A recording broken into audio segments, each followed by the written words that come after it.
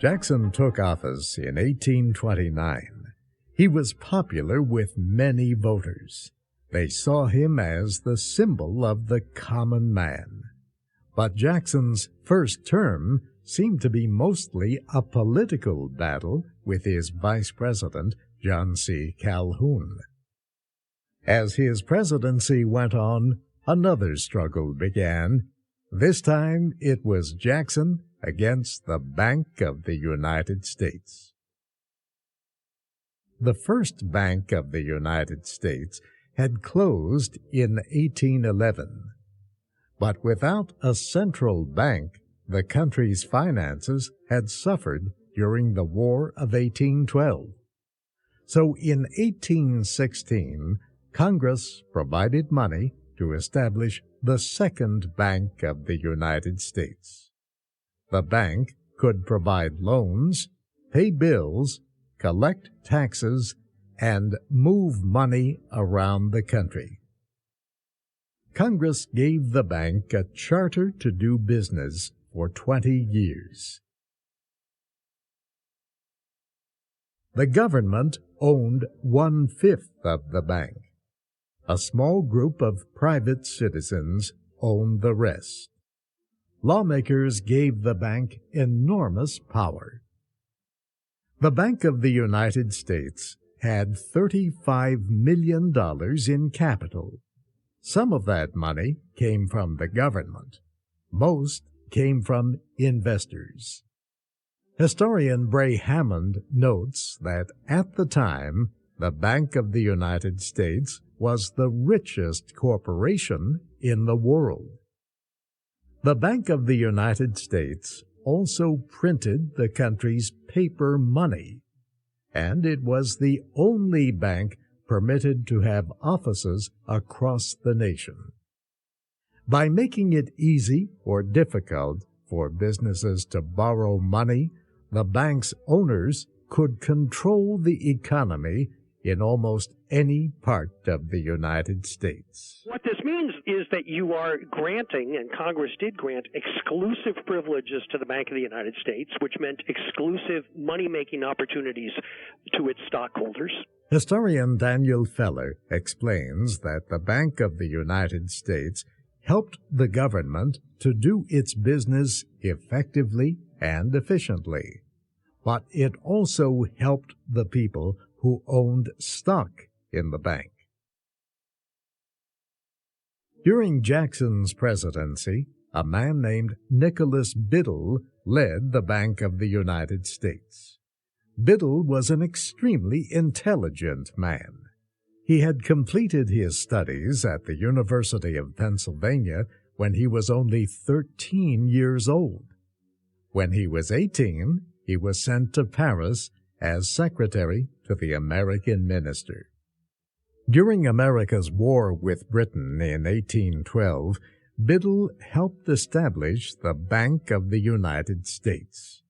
He became its president when he was only 37 years old. Biddle clearly understood his power as president of the Bank of the United States. In his mind, the government had no right to interfere in any way with the bank's business. President Jackson did not agree, nor was he very friendly toward the bank. Not many people from Western states were.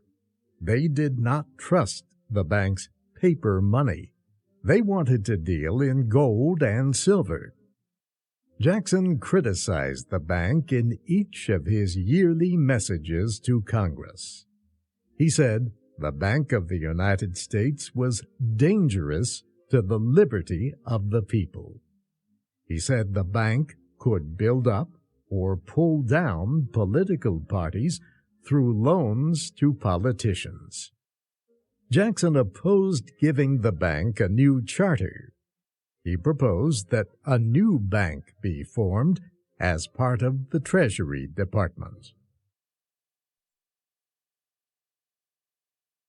The president urged Congress to consider the future of the bank long before the bank's charter was to end in 1836.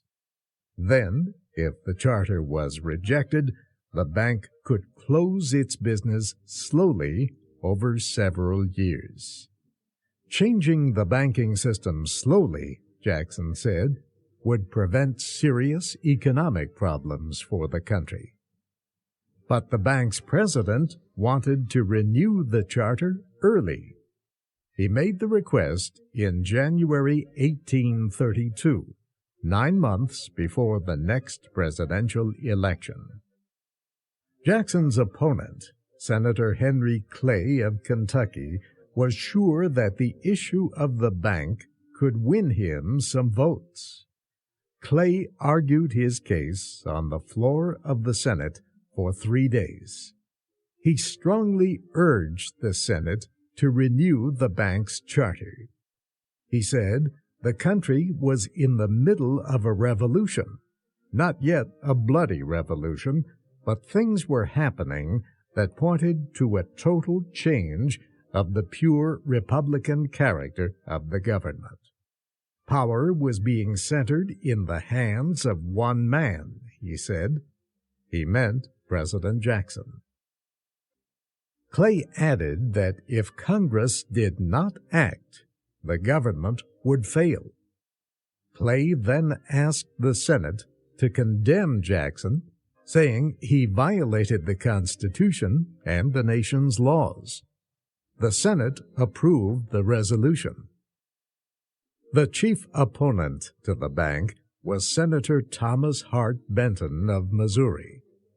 He objected to the renewal of the charter, he told the Senate, because the bank was too great and powerful and made the rich richer and the poor poorer. The Senate finally voted on the bank's new charter. The vote was 28 for renewal and 20 against. The House voted 3 weeks later. It also approved the charter 107 to 85. The lawmakers sent the bill to the White House. President Jackson debated it with members of his cabinet. Some wanted to negotiate a compromise, but Jackson decided to veto the bill in the strongest possible language. On July 10, 1832, Jackson sent a message to Congress explaining his reasoning.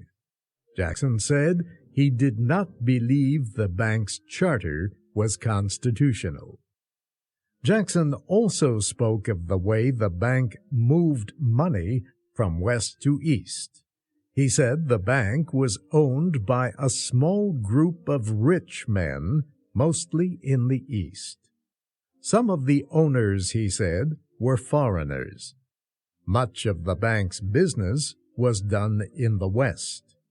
The money paid by Westerners for loans went into the pockets of the Eastern bankers. Jackson said this was wrong. Then the president spoke of his firm belief in the rights of the common man. It is to be regretted, he said, that the rich and powerful bend the acts of the government to their own purposes. Jackson said that instead, the government should shower its favors, as heaven does its rain, on the high and low alike, on the rich and the poor equally. Jackson's veto of the bank bill may have cost him votes among the wealthy, but it earned him votes among the common people, like farmers and laborers. He easily won re-election in November of 1832. Martin Van Buren became his vice president. Historian Daniel Feller says Jackson believed his victory meant that Americans supported his policies, including the bank veto. He had a very popular personal image. It's possible he would have been reelected by the same margin or larger anyway. The one thing we can say looking forward is that when later on you had somebody carrying on Jackson's policies absolutely faithfully without Jackson's personal charisma, he proved to be not nearly so popular. In his second term, Jackson stopped putting federal money into the Bank of the United States. Instead, he put the money into state banks. The bank president, Nicholas Biddle, fought with all his power to keep the bank open. He demanded that borrowers immediately repay their loans. Businesses struggled without the bank's assistance. Workers lost their jobs. Biddle blamed President Jackson for the financial panic. Critics of Jackson's bank policy called him King Andrew I. But as time passed, business people began to see that the Bank of the United States was being much tighter in its money policy than was necessary. They began to feel that it was the bank's president, not Jackson, who was responsible for the serious economic situation in the country. Biddle took no responsibility for the financial crisis. He then made a very bad decision. Biddle asked the governor of Pennsylvania to make a speech supporting the bank. At the same time, Biddle refused to lend the state of Pennsylvania $300,000. The governor was furious. Instead of making a speech supporting the bank, he made one that sharply criticized it. 2 days later, the governor of New York proposed that the state sell $4 or $5 million of stock for loans to help state banks. The New York legislature approved selling even more. Strengthening state banks helped break the power of the Bank of the United States. Nicholas Biddle began to see that the battle was lost. He started making more loans to businesses. The economic panic slowly ended. Jackson's victory over the Bank of the United States was clear. Biddle started to lose the support of many members of Congress. In the House of Representatives, James Polk proposed 4 resolutions about the bank. One said the bank should not get a new charter in 1836. The second resolution said government money should not be deposited in the bank. The third said the government should continue to put its money in state banks. And the fourth proposed an investigation of the bank and the reasons for the economic panic in the country. All 4 of these anti-bank resolutions were approved. One of Biddle's aides described the feelings of bank officials. This day, he said, should be ripped from the history of the Republic. He said the President of the United States had seized the public treasury, and the representatives of the people had approved it. Jackson won what he himself considered a glorious triumph. Another major event in Jackson's second term was the situation in Texas.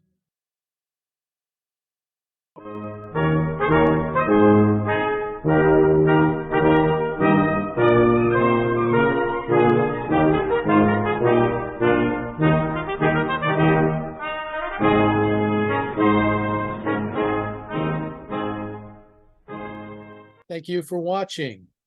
Can you do me a favor? Please leave a comment in the comments section below. That would really help. Thank you, and see you again soon.